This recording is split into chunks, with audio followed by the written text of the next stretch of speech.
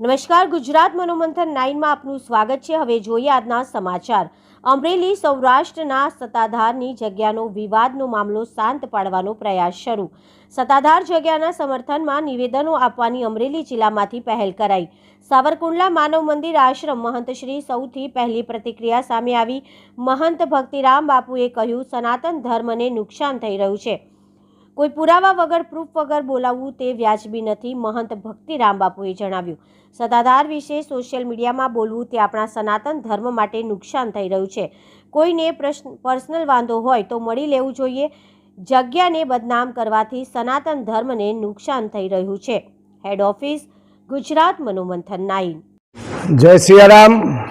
सावरकुंडला मानव मंदिर थी भक्ति बाबू सत्य सनातन धर्म की जय।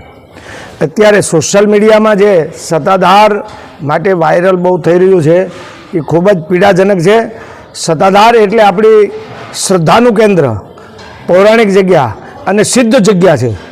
एना माटे वगर विचार्युं प्रूफ वगर कांई बोलवुं के कांई वातो करवी ए व्याजबी नथी। सनातन धर्मने नुकसान थई रह्युं छे। आ बाबते मारे एटलुं ज आपने बधाने कहेवानुं छे के जेनी पासे कांई वांधो होय के प्रूफ होय तो एणे पर्सनली समझी लेवुं जोईए। सत्ताधार माटे कांई बोलवुं એ આપણા સનાતન ધર્મીઓ માટે વ્યાજબી છે નહીં। જો કાંઈ પોતાને પર્સનલ વાંધો હોય કે પર્સનલ પોતાની પાસે કાંઈ પ્રૂફ હોય તો એને પર્સનલ રીતે મળી લેવું જોઈએ, પણ આવી રીતે જગ્યાને સારેઆમ બદનામ કરવી એ સનાતન ધર્મને નુકસાન છે। એટલે મહેરબાની કરી અને સત્તાધાર વિરુદ્ધ જે સોશિયલ મીડિયામાં બધાને મન ફાવે એમ વાતો કરી રહ્યા છો એ બંધ કરજો। હું આપને કરબદ્ધ પ્રાર્થના સાથે કહું છું કે જો પ્રૂફ હોય તો તમ તારે સમજી લો, બાકી તમે આવી રીતે ધર્મસ્થાનોને બદનામ કરશો તો આપણા સનાતન ધર્મને નુકસાન થશે।